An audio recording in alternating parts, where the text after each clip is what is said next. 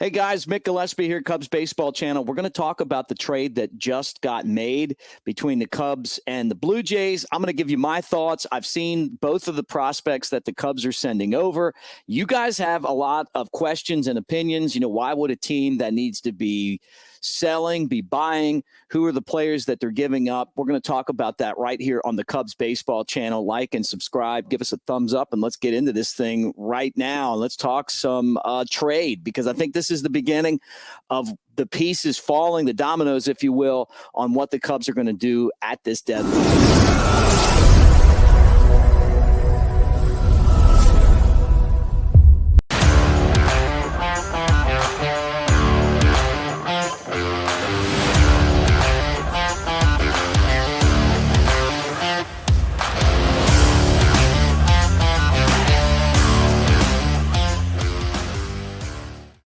All right, guys, what do you say? Thanks for hanging out. Let's talk about this trade. And, of course, this is what the deal is. The Cubs are getting hard thrower Nate Pearson from the Blue Jays. This is a guy who was a first-round pick, 2017, got to the major leagues in 2020.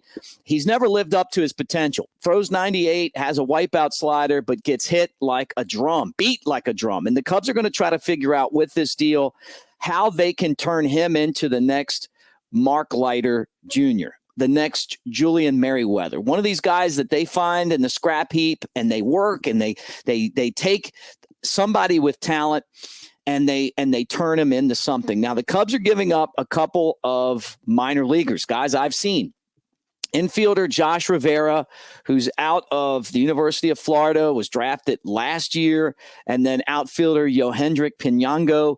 Pinango is someone that I've seen a lot of as well. He has, when I talk about him, he's okay defensively. I don't think he's a plus defender. He's not a bad player by any stretch, but he's not someone, the same thing with Rivera, not someone that really pops off the table at me. Good players, Rivera, shortstop wise, I was never really blown away after watching Luis Vazquez play the position. The Cubs lost two shortstops in the Rule 5 draft that are better than Rivera last year. Levi Jordan, who they really didn't even consider a prospect. I mean, he was lucky to get on the field. And then Andy Weber, who was good but dealt with injuries. Both of those guys, in my mind, were better than Rivera, who had trouble hitting with the wood bat, was, I would say, average defensively, good feet. But he's also young. You got to remember, too, and I'm not sitting here trying to dog him. I'm just saying, what I've seen from Rivera, I would not be that concerned that this guy's going to come back and really haunt you. Now, here's his statistics. He's a career 199 hitter. Third round pick, 81st overall in 2023. Not one of those players that popped off the table at you. I thought that maybe he was even promoted a little prematurely, maybe with some more seasoning in the lower minors. He could have been better and ready for Double-A, but he was overwhelmed in Double-A. This year he's batting 169 with 4 home runs and 16 batted in. He's a guy that you bury in the 9th spot of the lineup. And then defensively, he's okay. There's flashes of a really good player in there, but there's not someone that you look at and you go, okay, this guy is the next thing. Now, I've talked to some scouts that like him and have seen it differently. He's got the big body, 6'2", 215, but the Cubs drafted middle infielders in this year's draft, and I'm sure that they were like, hey, if we can move out Rivera, we get a reliever back in this deal. We're about to trade some relievers. Maybe that's kind of what they're thinking, but I wasn't thoroughly. I just didn't see it, and maybe I'm wrong. In this Double-A this year, he's batting 221.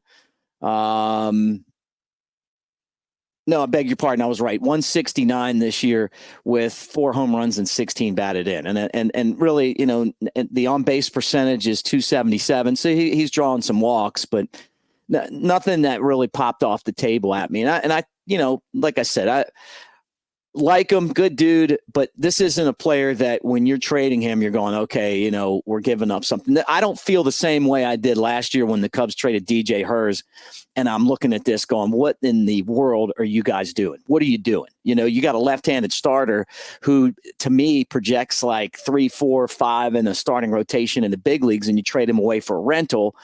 And I honestly really like Nelson Velasquez, and you guys know that this guy isn't even on that range. So unless he could develop, but not anything I'm worried about with Rivera. Now the other guy is a little more interesting in Yohendrick Pinango.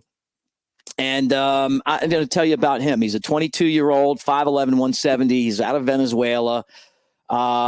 He actually looked really, really good earlier this season in South Bend. I mean, to the tune of a 340 batting average, had 5 home runs and 19 knocked in, and had a 451 on base percentage. So I'm sure that this is the guy that the Blue Jays really wanted in this deal, right? But then he came to Tennessee, and I know it's his first stop in Double-A, but he struggled. He was hitting 223 when he got traded today. 4 home runs, 21 batted in. Nothing really stuck out to me defensively. I thought that he was okay, not eye-popping, nothing defensively, arms okay. Not anything that really is worth saying, hey, man, this is the thing to watch out for, except one thing. This guy, when he hits the ball, he's got the weirdest spin I've ever seen. It's almost like it's like he's able to top spin the ball. And when he hits the ball into the gap, I mean, the thing just like it's like I always called him the Minnesota Fats, who's the former pool player that would like do the trick shots. He'd hit the ball into the gap and it would just it would shoot like a gun or something, because of the spin. Just the weirdest pats on fly balls because of his ability to get the spin on the ball. So I'm guessing it's some kind of top spin that he does, just the way that he swings the bat. And I'm sure if you saw him in high A, you're thinking, hey, by next year, he takes his lumps in Double-A, starts to figure it out. Maybe you get the guy that is able to make more contact. And I think that's been the biggest thing, is just making contact, which is in Double-A, where he has struggled, and you're talking about 47 strikeouts in 55 games, and he doesn't really have the power numbers to back that up. So when you say like we're making a trade for marginal guys, marginal prospects, these are marginal prospects. This isn't DJ Hers going to the Nats last year. These are 2 guys that before you panic, and I'm reading some of your messages and you're like, hey, we should be selling and not buying. And I think this is honestly, as much as it hurts to lose 2 guys off of a first place Double-A team, I think this is a pretty good trade for the Cubs. And I'm going to tell you why. Pearson is the kind of project that the Cubs have had a lot of success on with the pitch lab and the things that they're able to do there. He's got the 98 miles an hour on the fastball. He's got the wipeout slider. Is there something that the Cubs can do to kind of turn that into a lockdown late inning guy? We'll find out. Sometimes you can, sometimes you can't. But when you start trading all of these guys, which I'm guessing that we're going to see Drew Smiley go if someone wants him, we're going to see Mark Leiter Jr. definitely go because he's going to bring in a huge haul. If you're contending and you need late inning guys, this guy's been, and you guys know, Cubs fans, he's been great. It hurts to lose him because he's been so good. And then coming back from the injury, he's even been better than he was before. You might lose Jamison Tyone. You might lose, on the other side of the ball, Nico Horner. Cubs had to move some guys out because of the draft. You got less teams. And then the other thing with Pinango is that you got to put him on the 40-man to protect him at the end of the season if you want to keep him, right? So, that I'm sure that kind of played into it as well. But not a blockbuster trade. But what I'm going to tell you is it feels like the Cubs are setting up for before Tuesday or before the deadline Tuesday to make some significant moves. And by adding Pearson, you're saying, hey, we're looking towards the future. We're going to try to work this guy into becoming something special. He's arbitration eligible, $800,000 salaries under control for a few years. And he's got good stuff. He just hasn't been good as a big league pitcher yet. So we'll see what happens there. And then I'm not I'm not concerned. This isn't a personal shot at those guys, but I'm not concerned about losing Rivera. Pinango's got potential, but the fact that you got to put him on the 40-man, that makes you think if he's able to look like he did in South Bend, and maybe he turns into a great player. And I think it all, to me, comes back to that, the wrist action that creates the spin on the ball when he's hitting. But besides that, there's not really much in the time that I've seen him in AA that really sticks out. So that's the deal right now. We're going to jump on and do these videos as soon as things happen. I know you guys are wanting that.